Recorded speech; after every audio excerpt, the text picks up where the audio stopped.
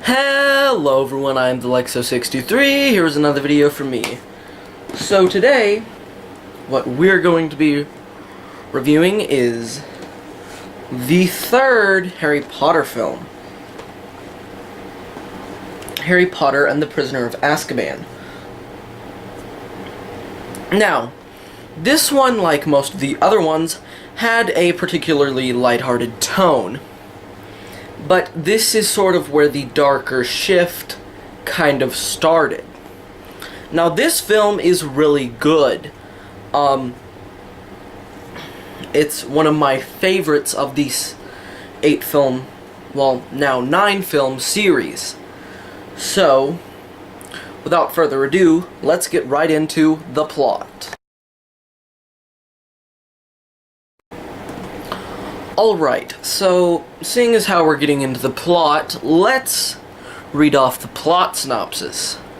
Harry, Ron, and Hermione return as teenagers for a third term at Hogwarts School of Witchcraft and Wizardry. But Harry's fate, and that of the entire community of wizards, looks bleak when the infamous Sirius Black, convicted of abetting evil Lord Voldemort by killing 13 people with a single curse, escapes from prison.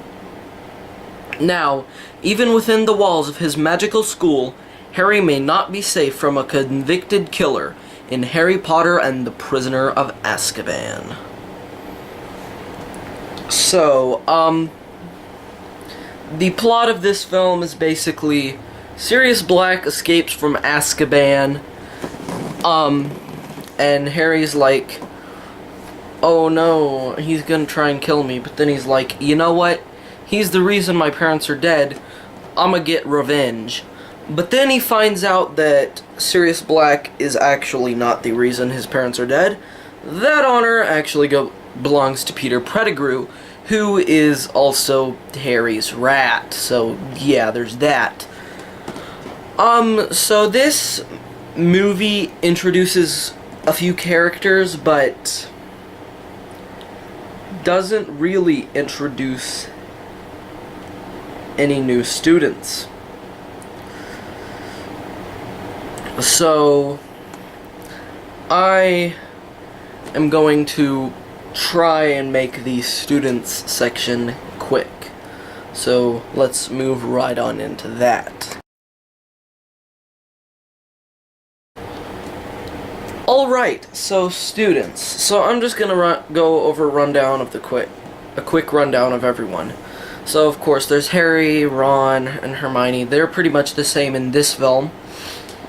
And then there's also Draco Malfoy, who really doesn't play a major role in this movie. And then also there is, of course, the lovable Neville Longbottom. And we will get to him a little bit more in my Goblet of Fire review, because there's a little bit of backstory that he has that's kind of hinted at in that one. So yeah, there's not really any new students, so I'm just gonna skip right ahead to the teachers. Alrighty, so teachers. Well, first of all, there is of course the new Defense Against the Dark Arts teacher, Professor Lupin, who we later find out is a werewolf. He is also Sirius Black's good friend, and later is a member of the Order of the Phoenix, but we're not on that movie yet, so This is the first one to have Michael Gambon as Professor Dumbledore. He is pretty much the same character in this one, but he does kind of change in Goblet of Fire, and I'll talk about that when I get to that film. Of course, there's also Professor Snape, who is, once again, the same. This time, basically, he tries to save Harry from Sirius Black, but then Harry's just like, uses a spell on him and he flies backwards. So then there's Professor, McGonagall, who is the same, once again. But there is a new teacher in this one. She's basically the... I forgot what the name of the class is, but it's like fortune-telling sort of class. Basically, in the movie, she's like reading tea leaves and she's like, "Oh my gosh, Harry, you got the Grim, that's bad." And then later she just gets possessed and is like, "The Dark Lord will return," and stuff like that. Oh yeah, I'm gonna talk about Argus Filch, who I have not talked about for the last two movies. He's another member of the staff. He's not exactly a teacher.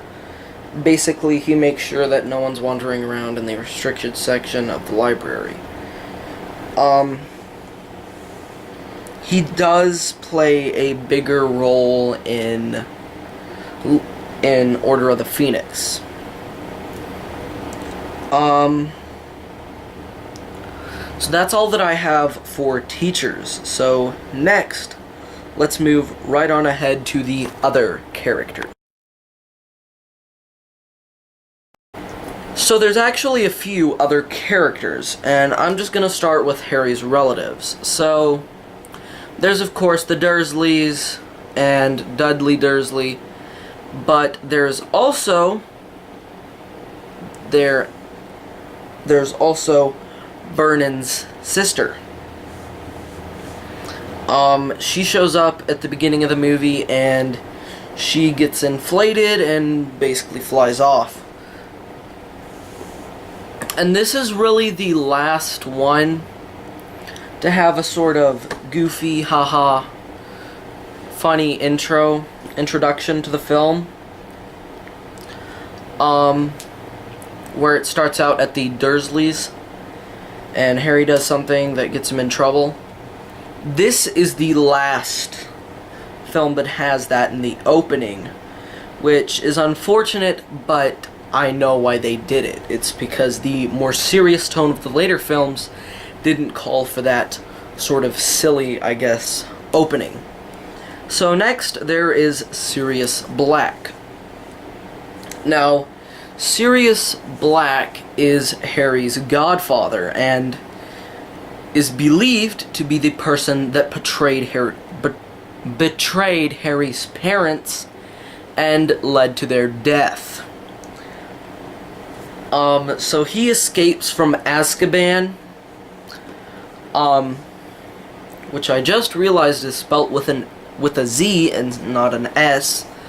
But he is played by Gary Oldman. He escapes from Azkaban, supposedly to kill Harry, but actually more of to clear his name by killing the person who actually betrayed James and Lily Potter. Speaking of, let's talk about Peter Pettigrew. Peter Pettigrew is Harry's pet rat. Scabbers, but just disguised, I guess. So, Peter Pettigrew pretty much is the villain of this movie. He's one of Voldemort's henchmen. And he, in order to not be discovered, he chopped off his finger to make it look like he was murdered by Sirius Black. So yeah, that's about it for characters. So now I'm going to move on to my final thought. Okay, so this film is one of the best in the series. This one kind of started the shift to a darker tone, but the one that really made the shift clear was Goblet of Fire, which I will get to. But this movie is pretty great. So I guess that's gonna be... Wait, what the heck? Your video is too long. As I said, you would be fired. But in light of recent events, you shall not be fired. Wait, I'm not gonna be fired for making a long video? Are you serious? No. Instead, you shall be executed.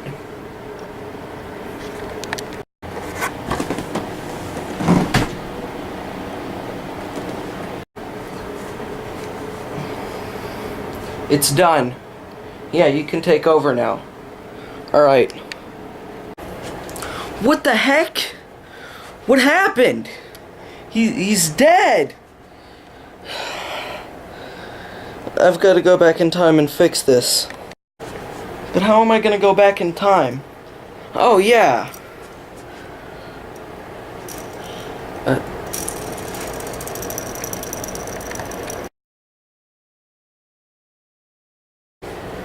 It's yesterday. They're all gone. Well, I guess I can wait until they get back. Alrighty, they're almost here.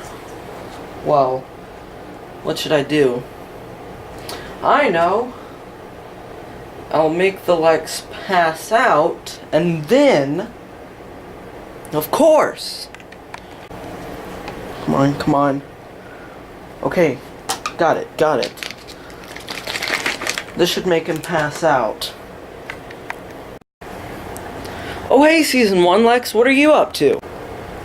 Me? I'm up to nothing. Here, take this water. Thanks! Really appreciate it. Alright, can you go so I can do my review over, Prisoner of Azkaban? Sure, Season 3 Lex. Alrighty, that's, I think that's perfect. Alright. Man, it is hot in here.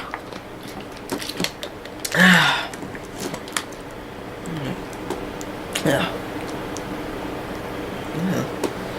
Tastes kind of funny.